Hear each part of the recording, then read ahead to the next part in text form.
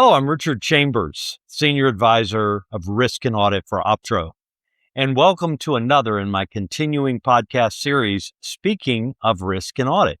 I'm joined today by a colleague from KPMG. He's a partner in advisory services, Charles King. Now, for those of you who don't know Charles, I've asked him if maybe he could just share a little bit about his background as we get into our topics for today. Yeah, sure. It's good to be here. Thanks for having me. I started my career at KPMG as an internal auditor. I was really interested in business process improvement, and that's what drew me to audit.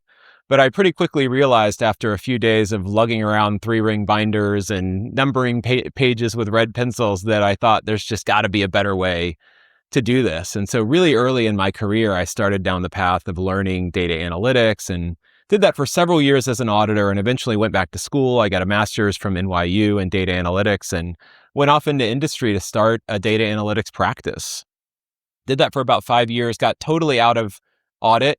I was leading revenue management and optimization for a big food service company, but one day the siren song of the audit profession called me back and I rejoined KPMG and have really had a focus ever since I got back on trying to embed technology into the way we do audits. You're what we call in the service industry kind of a boomerang. That's right. You were there, you left, you came back. Yeah, well, that's great. Well, I admire the work you do, and you were very fortuitous in your choice of getting some expertise in data analytics when you did.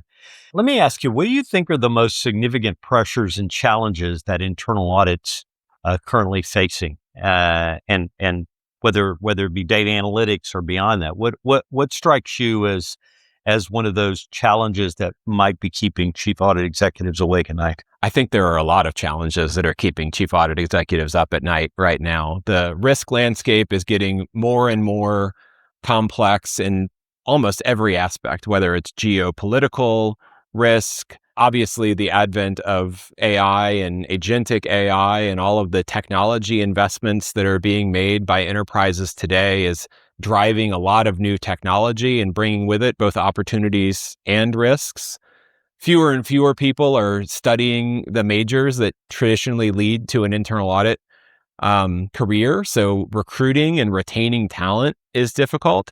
And generally, as all of these headwinds in terms of risk and complexity get bigger and bigger, we're not seeing internal audit budgets or internal audit resources expand commensurately. So they are really struggling to meet the needs of the organization with fairly limited resources. So chief audit executives are battling on all fronts right now. It's a tough job. Absolutely. And, I agree with you. If anything, I think the profession's going through a very stagnant phase in terms of resources, and in some ways, they're declining in terms of real purchasing power just because they're not keeping up. Budgets are not keeping up with inflation. That's right. So, Charles, beyond compliance, where's internal audit adding the most demonstrable strategic value to organizations today? Well, I think audit's always at its best when it's helping leadership make decisions in the face of uncertainty. It's not about checking boxes and compliance. It's about being an advisor. I think on our best days, we do that well. But as an AI person, I'm probably a little bit biased. But I think as we look at the AI programs that almost every enterprise is rolling out these days, sometimes the risk and the cost of developing AI agents in the first line or even the second line can be pretty high stakes. And internal audit teams in many cases are stepping up and saying, we will be the laboratory where we can build some of these solutions. It's relatively low cost, it's relatively low risk versus some of the other key areas. And it's an area where I think internal audit doesn't have to work quite as hard to earn a seat at the table. Mm-hmm. And by being first out of the gate or one of the first out of the gate, they learn a lot about the technology that serves them well as they go through auditing other business processes or AI governance functions that are in the business of rolling AI out to the entire enterprise. So let me ask you, what is one major trend in the audit and risk community that you believe is being overlooked or underestimated by most organizations? And you mentioned AI. I don't know to what extent you think that could be one of those things. Our research from Optro has sort of reflected that Maybe internal auditors are a little bit timid with that. But what would Yeah. be a major area or trend that perhaps internal audit needs to be a bit more aggressive in dealing with? Yeah. So you might think I'm going to say AI, but I think one of the areas that I'm not hearing enough people talk about is post-quantum cryptography. We've been 5 years away from quantum computing for 30 years. I totally recognize that. But I think some of the advances that have been made in the last few years makes the likelihood of quantum computers at scale much more likely in the next few years. And that is really going to upend our approach to cybersecurity and privacy. And I'm not seeing that on enough audit plans, and I'm not hearing enough people talk about it. And I think that that is really going to catch us off guard when it happens. We're one major breakthrough away from a quantum computer that can break all of our encryption. And I think regardless of whether you're in banking or healthcare or technology or any number of other sectors, um, making sure that we're ready when that happens and not scrambling to catch up is really, really important and under discussed. So what'd you call it? Cryptography. Post-quantum cryptography. Well, So one of the trends that you're seeing now yeah. is a lot of organizations are taking a harvest now, decrypt later approach. And by organizations, I mean primarily nation states. Yeah. They're just collecting all of the internet traffic. Right. And they understand that when they're able to decrypt it, they will. And so all the documents, the contracts, the banking information, they'll be able to decrypt all at once. And they may or may not announce that that's happened. Right. And the ability to crack the encryption also means they're not just intercepting data, they're also able to impersonate actors online and send emails or log into accounts. And to the extent that we are not hardening our organizations against that reality, I think we are really missing the boat on something important. Certainly something for our listeners to pay attention to. In your role as the internal audit and controls innovation leader in your firm, how do you see the conversation around AI evolving? Specifically, the shift from a theoretical concept to the structured AI governance programs. What's your observation been? Yeah. Well, it's funny. I've been talking to internal audit leaders since ChatGPT came out over 3 years ago now. And for the first 18 months, I felt like every conversation was almost exactly the same conversation. People asking fairly introductory questions about what the technology can do and how they should be thinking about it, both from a risk standpoint and from the standpoint of how they can use it in their departments. What has changed, I think, over the last 12 to 18 months is I've really started to see a separation between the teams that are leaning into AI and building agents and moving forward with their program versus the teams that either haven't done much or have maybe rolled out a tool like Copilot, but then left it at that. What we learn as we start to build AI solutions in organizations is that it's really a momentum game. Building your first agent is tricky. You've got to figure out how to navigate your organization's governance. You've got to understand what your particular tool set is able to do. You've got to think about what you want agents to do. And there are all kinds of personalities and people that are asking questions along the way about how this agent's going to work and what data it's going to touch and how you're going to protect the data and all this. But once you get to your second or third or fourth agent, you start to get some muscle memory in terms of how you build agents. And what that means is that momentum starts to really build up and the leaders start to lead even more. And the people that haven't started down that journey are left behind. And so what I really encourage everyone to do is just dive in. Even if your first couple agents are not miraculous, revolutionary agents, if they're just small, little incremental things, the lessons that you learn from building these initial AI solutions will serve you well when you do get to the big transformational ones later. Yeah, when we did some research recently, and what came back from the population that we surveyed, chief audit executives, about 25% of them said they were actively using AI. About 50% said they're piloting or experimenting with it. And then about 25% said, you know what, we're not really going to do anything for at least a year. Does that sound about right? Yeah, I think that's about right. And I think that probably reflects in many cases the enterprise posture towards AI. Right. Generally speaking, the enterprise is not making investments or not making investments because of what the chief audit executive wants or doesn't want, right? They are leaning into AI, and hopefully the internal audit team is a fast follower and using that enterprise investment and the enterprise strategy to drive what they're doing in audit a little bit better. But I think to the extent that you are part of an organization where the organization makes AI a priority and your team isn't, I think that's a pretty bad place to be. Well, you sort of touched on it a second ago when you were talking about agentic AI, but from a practical perspective, what are some of the most immediate and impactful use cases for AI within internal audit processes itself? I mean, what would you say to a listener who's sort of on the fence? They know they want to try something. What would your advice be? Yeah. Well, generally, when people first get an AI tool, they will start to do what I call ad hoc prompting. They'll just ask questions and get answers. And over time, with some practice, you and your team members will start to find that you're really getting good results for certain types of prompts and maybe getting less desirable or less efficient results for other types of prompts. And that will start to coalesce into a kind of prompt library. And you can have prompts that are engineered and tested a few times that you can publish to your team.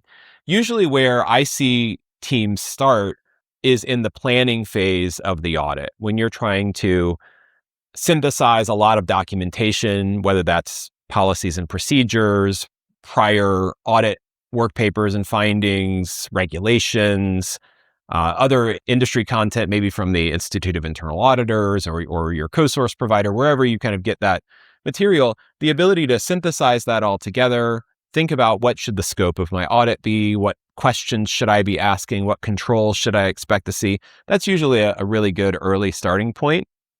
We also see teams have a lot of luck in the reporting phase of the audit when they're trying to write findings or review and analyze management action plans. That's another good starting point. When you start to build agentic AI, then you can really start to have an impact in field work with things like testing controls or doing data analytics. And as you get more and more advanced along your journey, you can start to become more sophisticated about how you expose even just simple prompts to your team members so that there's a little bit less of the copy and paste and moving back and forth between tools. That's usually one of the areas that people get into once they've been down the road a little bit. So, Charles, what skills and competencies do internal auditors and consultants need to be cultivating to remain relevant in a world that's increasingly being augmented by AI and sophisticated technology? Yeah. Well, one of the conversations that is ongoing with my team is that all risk now is technology risk. There is not a business process, there is not a department, there is not a transaction that is not touched by technology. And many organizations still have this distinction between a business process auditor or a generalist and an IT auditor. I think that distinction is becoming less and less relevant. So if you are one of the generalists, I think you really need to lean into better understanding technology. AI is a great place to start. AI is an opportunity and a risk, like I said, everywhere in the organization. But AI relies on data quality, data governance. That becomes more and more important. AI raises new questions about cybersecurity that we all need to be more comfortable with. And I think we're heading into a world where we might actually see some of these traditional metrics like control counts go up as we get into a world where there's less management review, less approval, and more configuration of systems. And so understanding the capabilities that systems have, what can and can't be configured, I think is going to be really, really important for all auditors. But I'm a tech guy. I love technology. It interests me. But I continue to believe that for every auditor, regardless of your industry, your function, your years of experience, the most important skill is curiosity. Yeah. And I tell everyone to cultivate a sense of curiosity and inquisitiveness that will serve you well, regardless of what happens with technology, regardless of what happens in how your department is shaped in the years to come. That is the fundamental skill set, along with relationship building and a few other things. But I think curiosity is the killer app of internal auditing. Yeah, no, I absolutely agree with you. So Charles, you're leading innovation in KPMG. What is your philosophy on balancing the traditional audit rigor with the need for continuous technology innovation? Yeah. Well, I don't think that those two things are really in tension with each other. Right. I believe that as we develop more and more sophisticated technology, it actually allows us to be more rigorous if we're careful about the work that we do. You think about something like data analytics, the ability to look at a full population, really extract bigger trends out of data, or even do simple things like picking better samples. That adds rigor to our work. And I think now that most of us have AI tools on our desktop, that is giving us even more opportunities to dig deeper and ask different questions and get different perspectives that we might not think about because of our own internal biases that an AI conversation might clue us into. Yeah. So between all of these technologies, we have to never take off our skeptical auditor hat. And we need to always treat, I always tell people, treat AI like a precocious intern. Right. They are precocious enough that you want to give them some big complicated task, but they're still an intern and you want to rely on your judgment, your experience, your competency to review what they're doing.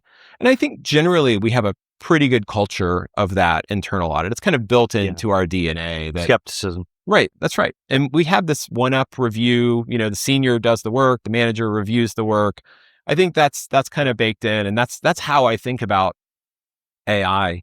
There's this concept of work slop. I don't know if you've heard that term before, but the concept of work slop is just to sort of mindlessly accept the answer from the AI. Right. And I think as we embed AI not just into our day-to-day work, but into the way we collaborate with others, there's a norm building that's happening right now. Just like when email came out, we agreed with each other that we weren't going to send 20 emails to the same person in an hour, and we weren't going to write in all caps and all of these things that nobody puts in a policy, but we all know there's just good professional conduct, right? Right.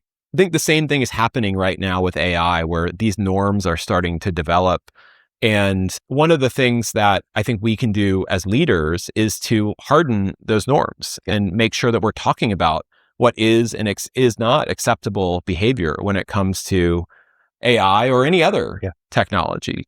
People sometimes over rely, and we need to make sure that they are doing what we want them to do as auditors, which is use all the technology to their advantage. But first and foremost, bring your judgment and your experience as an auditor to the bear. Great conversation. Some real insights. I think you're hitting right on the head some of the issues and challenges, particularly in relying on and becoming comfortable with the use of AI. Charles, thank you again for joining us today. It's been a fascinating conversation.